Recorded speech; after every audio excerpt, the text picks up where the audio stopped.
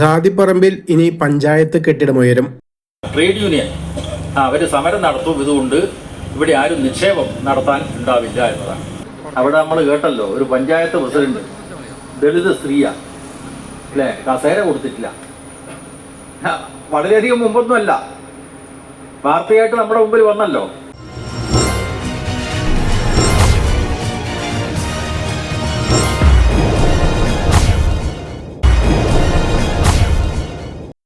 അന്തർസംസ്ഥാന പാതയോരത്ത് അരനൂറ്റാണ്ടായി ഉപയോഗശൂന്യമായി കിടന്നിരുന്ന ഖാദിപ്പറമ്പിൽ പഞ്ചായത്ത് കെട്ടിടം നിർമ്മിച്ച് സ്ഥലം പ്രയോജനപ്പെടുത്താൻ ഖാദി ബോർഡ് പരിയാരം ഗ്രാമപഞ്ചായത്തിന് അനുമതി നൽകി. കേരളത്തിൽ തന്നെ ആദ്യമായാണ് കേരള ഖാദി ഗ്രാമ വ്യവസായ ബോർഡിൻ്റെ ഉടമസ്ഥതയിലുള്ള സ്ഥലത്ത് കെട്ടിടം നിർമ്മിക്കാൻ പഞ്ചായത്ത് ഭരണസമിതിയുടെ ആവശ്യപ്രകാരം അനുമതി നൽകുന്നത്.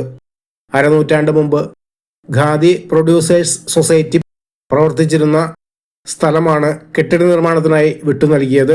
സൊസൈറ്റിയുടെ പ്രവർത്തനം നിലച്ചതോടെ 15-ാം വാർഡിൽ 28 സെന്റ് സ്ഥലം ഉപയോഗമില്ലാതെ കിടക്കുകയാണ്.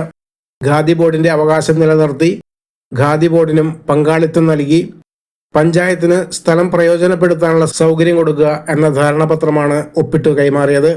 പഞ്ചായത്തിന്റെയും ജനപ്രതിനിധികളുടെയും ഫണ്ട് ഉപയോഗിച്ച് പഞ്ചായത്ത് വക കെട്ടിടം നിർമ്മിക്കും. 5 കോടിയിലധികം രൂപ ചെലവഴിച്ച് 12,000 സ്ക്വയർ ഫീറ്റ് വിസ്താരമുള്ള കെട്ടിട സമുച്ചയം നിർമ്മിക്കാനായി സമർപ്പിച്ച പ്രൊജക്ട് റിപ്പോർട്ടിന് ഖാദി ബോർഡ് അനുമതി നൽകി. ഖാദി ബോർഡ് ഔട്ട്ലെറ്റ്, ഗാന്ധി ഗ്രാമപദ്ധതി, റെസ്റ്റോറൻറ്റ്, തൊഴിൽ പരിശീലന കേന്ദ്രം, പരിയാരം ബ്രാൻഡ് ഉൽപ്പന്നങ്ങളുടെ വിപണന കേന്ദ്രം തുടങ്ങി വ്യവസായ സമുച്ചയം ആരംഭിക്കുകയാണ് ലക്ഷ്യം. മുൻ MLAയും കേരള ഖാദി ഗ്രാമ വ്യവസായ board vice chairman P. Jayarajan ഉദ്ഘാടനവും DPR പ്രകാശനവും നിർവഹിച്ചു. പരിയാരം ഗ്രാമപഞ്ചായത്ത് പ്രസിഡന്റ് മായ ശിവദാസൻ അധ്യക്ഷയായി. ഖാദി ഗ്രാമ വ്യവസായ board secretary doctor KA Ratheesh അനുമതി പത്രം കൈമാറി. പഞ്ചായത്ത് വൈസ് പ്രസിഡന്റ് ഡസ്റ്റിൻ ഡേവിസ്, ജില്ലാ പഞ്ചായത്ത് അംഗം Janeesh P. Jose, Kamala Sadanandan, Sheeba Davis, Darly Varghese, PK Jacob, Shaju Madona, Alli Davis, secretary Sijo Karedan എന്നിവർ പ്രസംഗിച്ചു.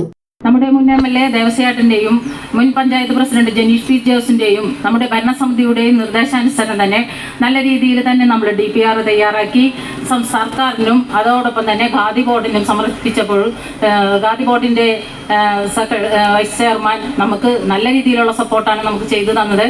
വലിയൊരു സമുച്ചയം, വ്യവസായ സമുച്ചയം ആരംഭിക്കുക എന്ന ഒരു ഉദ്ദേശത്തോടു കൂടി തന്നെയാണ് പഞ്ചായത്ത് ഭരണസമിതി ഇതിനുവേണ്ടി മുന്നോട്ട് ഇറങ്ങിയത്.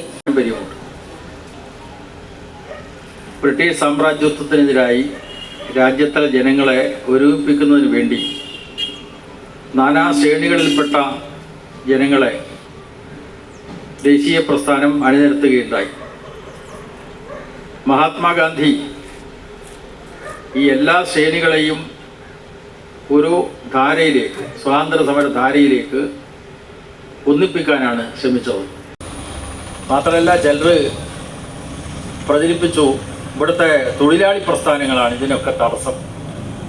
ട്രേഡ് യൂണിയൻ അവർ സമരം നടത്തും. ഇതുകൊണ്ട് ഇവിടെ ആരും നിക്ഷേപം നടത്താൻ ഉണ്ടാവില്ല എന്നതാണ്. തീർച്ചയായിട്ടും തൊഴിലാളി പ്രസ്ഥാനം നമ്മുടെ കേരളത്തിൻ്റെ വികസനത്തിന് വളരെ പ്രധാനപ്പെട്ട സംഭാവന ചെയ്തിട്ടുള്ള ഒരു പ്രസ്ഥാനമാണ്. ശിഥിലീകരണം അല്ലെങ്കിൽ ജനങ്ങൾക്കിടയിൽ ശത്രുത പരത്തൽ, അതിനെ പ്രതിരോധിക്കുന്നത് തൊഴിലാളി പ്രസ്ഥാനമാണ്. ജാതിക്കും മതത്തിനും അതീതമായിട്ടുള്ള സാമൂഹ്യ ബോധവും വർഗബോധവും ഇവിടെ വളർന്നു വന്നു. അതിൻ്റെ തുടർച്ചയായിട്ടാണ് പുരോഗമന പ്രസ്ഥാനങ്ങളൊക്കെ വന്നത്. അവിടെ കാലാനുസൃതമായിട്ടുള്ള പുരോഗതി ഉണ്ടാവണം, വ്യവസായ രംഗത്തും പുരോഗതി ഉണ്ടാവണം. സ്വാഭാവികമായിട്ടും ആ വ്യവസായ രംഗത്ത് പുരോഗതി ഉണ്ടാവുന്നതിന് ചില സ്ഥലങ്ങളിൽ തടസ്സമുണ്ടായി. ഒരു പ്രധാനപ്പെട്ട നേട്ടം എന്ന് പറഞ്ഞാൽ, നിങ്ങൾ മറ്റ് സംസ്ഥാനങ്ങളിലൊക്കെ പോയാലാണ് ഇവിടുത്തെ പഞ്ചായത്തും അവിടുത്തെ പഞ്ചായത്തും തമ്മിലുള്ള വ്യത്യാസം മനസ്സിലാക്കുക, അല്ലേ?